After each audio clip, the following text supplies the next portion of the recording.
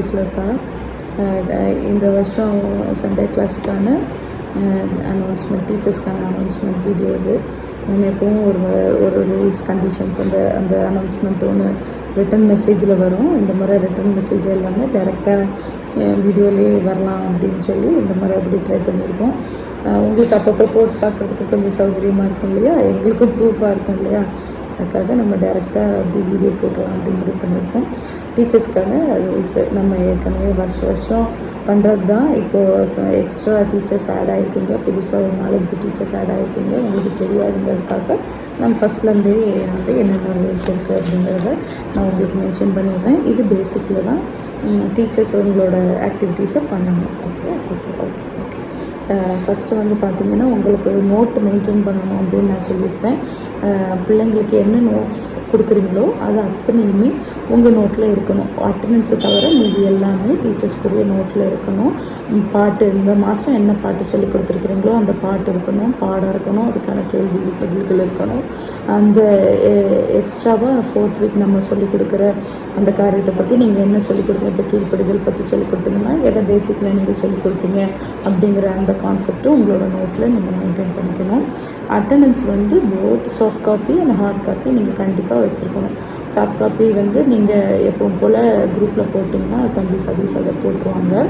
Hard copy வந்து கண்டிப்பாக உங்களோட சண்டே கிளாஸ் நோட்டில் உங்களுக்குரிய நோட்டில் அந்த அட்டண்டன்ஸ் வந்து நீங்கள் மெயின்டைன் பண்ணணும். கம்மிங் February 1st வீக்லேருந்து நவம்பர் மந்த்து லாஸ்ட் வீக் வரைக்கும் நமக்கு வந்து அட்டண்டன்ஸ் மெயின்டைன் பண்ணுறோம். அதனால இந்த 3 வாரத்தை விட்டுருங்க. மீதி அது இருக்கட்டும், அது ஒரு தனியாக இருக்கட்டும். ஆனால் நம்ம மெயினாக பார்க்குறது பார்த்திங்கன்னா இந்த February 1st வீக்லேருந்து நவம்பர் லாஸ்ட் வீக் வரைக்கும். December 1st வீக் நமக்கு எக்ஸாம், அதனால் நவம்பர் லாஸ்ட் வீக் வரைக்கும் கம்பல்சரி அட்டண்டன்ஸில் ஹார்ட் காப்பியும் வேணும், சாஃப்ட் காப்பியும் வேணும். இது நம்ம கரெக்டாக மெயின்டைன் பண்ணணும். ஓகே, அதே மாதிரி உங்களோட நோட்டு வந்து கண்டிப்பாக வாரம் ஃபர்ஸ்ட் வீக் நம்ம வெரிஃபை பண்ணுவோம். இங்கே ராசிபுரத்தில் இருக்கிற டீச்சர்ஸ் கம்பல்சரி எல்லா மந்தோட ஃபர்ஸ்ட் வீக்கும் நான் வெரிஃபை பண்ணுவேன். அங்கே வந்து பார்த்திங்கன்னா ஒரு 2 months ஒன்ஸ் இல்லை 3 months ஒன்ஸ் நான் வருவாங்க. ஏதாவது ஒரு வாரம் வருவேன். நான் வர்றதுக்கு முந்தின நாளே நான் உங்களுக்கு குரூப்பில் போட்டுருவேன், வருவேன் நாளைக்கு அப்படின்னு சொல்லிவிட்டு நீங்கள் உங்களோட நோட்டை ரெடியாக வச்சுட்டிங்கன்னா அதை நாங்கள் வெரிஃபை பண்ணிக்குவோம். அதே மாதிரி பார்த்திங்கன்னா இடையில நாட்களில் இப்போ ஒரு வருஷம் நடக்கும்போது இதில் மே மாதமோ ஜூன் மாதமோ ஜூலை மாதமோ என்னைக்காவது ஒரு நாள் திடீர்னு கண்டிப்பாக அண்ணாவோ இவங்களோ யாராவது ஒருத்தர் கண்டிப்பாக பிள்ளைகளோட நோட்டை வாங்கி அவங்க வெரிஃபை பண்ணுவாங்க. ஸோ நீங்கள் பிள்ளைங்களோட நோட்டையும் கரெக்டாக மெயின்டைன் பண்ணணும். அவங்க வாரம் ஒவ்வொரு நோட் கொண்டு வந்தாங்கன்னா நீ அப்படி கொண்டு வரக்கூடாது அப்படிங்கிறத நீங்கள் அவங்களுக்கு சொல்லிக் கொடுக்கணும். அவங்களோட நோட்டை நீங்கள் கம்பல்சரி வாரம் ஒவ்வொரு பிள்ளையோட நோட்டையும் வாங்கி பாருங்கள். அவங்க வேறு ஏதாவது கிறுக்கியிருக்காங்களா, வேறு ஏதாவது எழுதியிருக்காங்களா, சின்ன பிள்ளைங்க இல்லையா, கண்டது ஏதாவது எழுதுவாங்க, ஏதாவது விளையாட்டு வரைஞ்சி வைப்பாங்க, அந்த மாதிரிலாம் பண்ணக்கூடாது. சண்டே கிளாஸ் நோட்டு இப்படி தான் இருக்கணும் அப்படிங்கிறத பிள்ளைகளுக்கு சொல்லிக் கொடுங்க. நோட்டு கரெக்டாக மெயின்டைன் பண்ணுங்கள். அதே மாதிரி இப்போது ஒரு வேளை நீங்கள் ஏதாவது ஆப்சண்ட் ஆகுறீங்க, ஒரு வேளை அடுத்த வாரம் உங்களால் வர முடியாது, இந்த வாரம் வர முடியாது அப்படின்னா 1 day before நீங்கள் அதை கொஞ்சம் இன்ஃபார்ம் பண்ணிட்டீங்கன்னா நாங்கள் அந்த இடத்துல வேறு டீச்சர்ஸ் அலாட் பண்ணுறதுக்கோ இல்லைன்னா வேறு இருக்கிறவங்கள பார்த்துக்க சொல்கிறதுக்கு கொஞ்சம் சௌகரியமாக இருக்கும். அதனால நீங்கள் அதையும் பாருங்கள். அதே மாதிரி உங்களோட அட்டண்டன்ஸும் நம்ம வந்து கால்குலேட் பண்ணுவோம். எதுக்கு நம்ம பெஸ்ட் டீச்சர் அவார்ட் போடுறோம் இல்லையா, கொடுக்குறோம் இல்லையா, அதுக்கு வந்து உங்களோட அட்டண்டன்ஸையும் நாங்கள் பார்ப்போம், உங்களோட நோட்டு பார்ப்போம். உங்கள் கரெக்டாக நீங்கள் மாதம் கரெக்டாக நீங்கள் நோட்டு வெரிஃபை பண்ணுறதுக்கு வந்துடுவீங்களா, எப்படி என்ன இது கரெக்டாக கொண்டு வந்துடுறீங்களா அப்படிங்கிறத நம்ம பார்ப்போம்.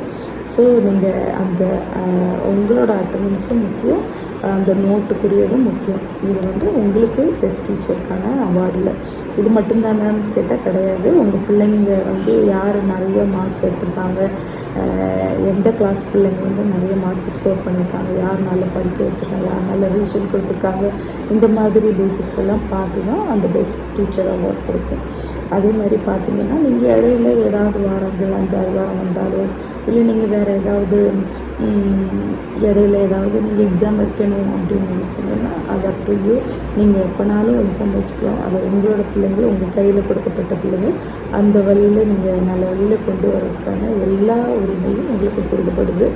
அதனால் நீங்கள் அதை கரெக்டாக பண்ணிக்கலாம்.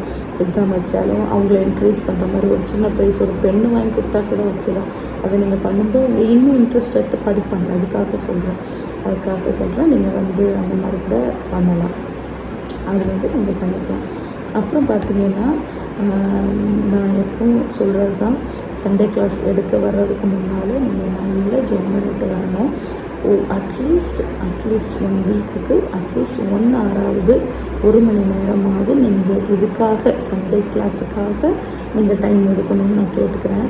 ஏன்னு பார்த்தீங்கன்னா இப்போ இருக்கிற பிள்ளைங்க பயங்கர அறிவு, நம்ம நினைக்கிற மாதிரியெல்லாம் கிடையாது, பயங்கர அறிவு. அதனால நம்ம கொஞ்சமாவது முன்மாதிரியாக இருக்கணும். ஆண்டவர் நமக்கு நல்ல ஞானத்தை தரணும். அவங்க கேட்குற கொஸ்டின்ஸ்கெல்லாம் நம்ம ஆன்சர் பண்ணணும். அதுக்கு ஆண்டவர் நமக்கு உதவி செய்யணும் இல்லையா? அதுக்காக நம்ம அட்லீஸ்ட் ஒரு ஒன் ஹவராவது நம்ம ஸ்பெண்ட் பண்ணணும். இப்போ நம்ம ஒரு மோசை பற்றி பேசுகிறோம், இல்லை ஒரு கதை எடுத்து பேசுகிறோம், அப்படின்னு ஒரு கதை சொல்ல போகிறோம் அப்படின்னா அதோட பேசிக் நமக்கு நல்லா தெரிஞ்சிருக்கணும். தெரிஞ்சிருந்தால் தான் அவங்க கேட்குற கேள்விக்கு நம்மளால் ஆன்சர் பண்ண முடியும். இதை வந்து பார்த்திங்கன்னா போன சண்டே லாஸ்ட் சண்டே பார்த்திங்கன்னா நான் சண்டே கிளாஸில் உட்காந்து பிள்ளைங்க கிளாஸில் உட்காந்துருந்தாங்க, நான் பக்கத்தில் உட்காந்துருந்தேன், கவனிச்சிட்ருக்கேன். பொண்ணு வந்து 10 வாதைகளை பற்றி நடத்திட்டுருக்காங்க. ஒரு பையன் திடீர்னு சடனாக கேட்குறான். அவள் சொல்கிறா, டீச்சர் சொல்கிறாங்க, பார்த்திங்கன்னா கொள்ளை நோய் வந்தது, 10 வாதையில் ஒரு வாதை கொள்ளை நோய் வந்தது அப்படின்னு சொல்கிறாங்க. உடனே ஒரு பையன் சட்டுன்னு உடனே யோசிக்கலாம் இல்லை, அப்போ கொரோனா மாதிரி நோய் அப்போல்லாம் கூட வந்துச்சா அப்படின்னு கேட்குறான். அப்போ அந்த நோயோட பேர் என்ன அப்படின்னு கேட்குறான். பார்த்திங்கன்னா இப்போ இருக்கிற பிள்ளைங்க அந்த அளவுக்கு ரொம்ப ஷார்ப்பு, பயங்கர ஷார்ப்பு. அந்த இடத்துல நம்ம தடுமாறி விடக்கூடாது.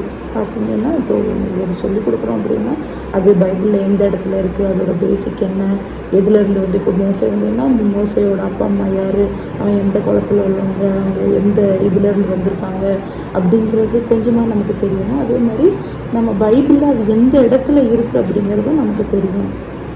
ஸோ நீங்கள் அதை கொஞ்சம் நல்லா ப்ரிப்பேர் பண்ணிவிட்டு வாங்க. அட்லீஸ்ட் 1 ஹவராவது நம்ம அதுக்காக ப்ரிப்பேர் பண்ணணும். நான் திரும்பவும் சொல்கிறேன், எல்லா ஊழியத்தை விடவும் இந்த சண்டே கிளாஸ் ஊழியங்கிறது ரொம்ப ரொம்ப ரொம்ப நமக்கு ரொம்ப தேவையாக இருக்குது.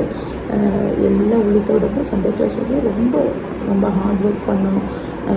ஏன்னு பார்த்தீங்கன்னா இப்போ வந்து நம்ம சொல்கிறத கேட்பாங்க. அடுத்து யூத்துக்கு போகும்போது அவங்களே டெசிஷன் எடுக்கிற ஸ்டேஜுக்கு போயிடுவாங்க. அவங்களே தனியாக நின்று இது என்ன பெருசாக அதெல்லாம் நான் பார்த்துக்கிறேன் அப்படின்னு சொல்லிட்டு போயிடுவாங்க. அந்நேரம் நம்ம சொல்கிறத அவங்க கேட்க மாட்டாங்க. இப்போ நீங்கள் எந்த ஒழுக்கத்தில் வளர்த்துறீங்களோ அந்த ஒழுக்கம் அவங்களுக்கு அப்போ பிரயோஜனமாக இருக்கும். அவங்க வாழ்நாள் முழுவதும் அவங்க வாழ போகிற எல்லா நாள் வரைக்குமே அவங்களுக்கு இது ரொம்ப பிரயோஜனமாக இருக்கும். ஒரு ஒழுக்கத்துக்குரிய காரியத்தை சொல்லிக் கொடுக்குறதாகட்டும், ஒரு வசனம் சொல்லிக் கொடுக்குறதாகட்டும், இந்த சூழ்நிலையில் இருக்கும், இந்த வசனம் பைபிளில் இருக்குது, இப்படி ஒரு வசனம் இருக்குது, அப்போ நம்ம இப்படி ஜெபம் பண்ணலாம், இப்படி நம்ம பைபிள் வாசிக்கலாம், ஆண்டவர் நம்மளோட பேசுவார், அக்கா சொல்லி கொடுத்தாங்க, அண்ணா சொல்லி கொடுத்தாங்களே அப்படிங்கிற அந்த ஒரு எண்ணம் பிள்ளைங்களுக்கு வரும்.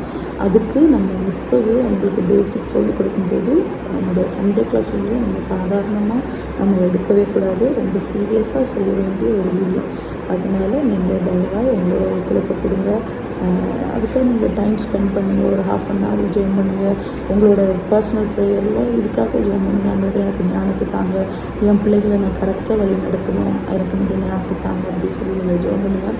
ஆண்டவர் உங்களுக்கு அதுக்கான ஞானத்தை தருவார். நீங்கள் நல்லா ப்ரிப்பேர் பண்ணுங்கள், நோட்ஸ் எடுங்க, உங்களுக்கு என்ன எப்படி பண்ணணுமோ அதை நீங்கள் பண்ணுங்கள்.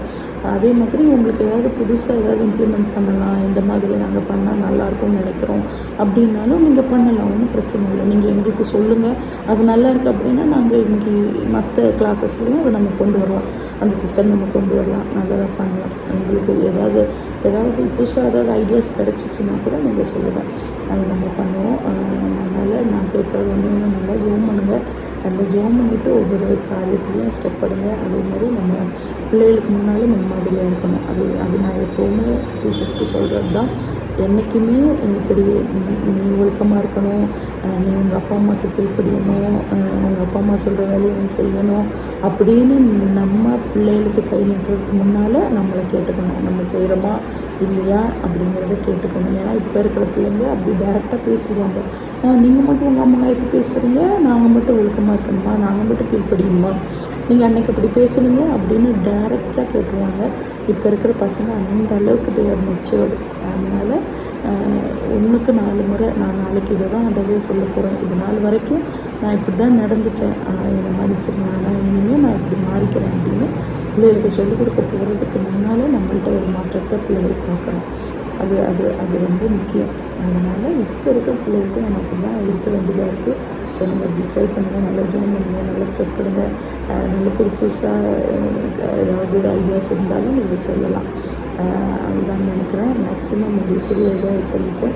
ஏதாவது டவுட் இருந்தாலும் நீங்கள் கேட்டுக்கலாம். இப்போ எப்போனாலும் மெசேஜோ ஃபோன் பண்ணி இல்லை ஆடியோ மெசேஜ் எதுனாலும் நீங்கள் போடுங்க. கண்டிப்பாக உங்களுக்கான ரிப்ளை நான் கொடுப்பேன்.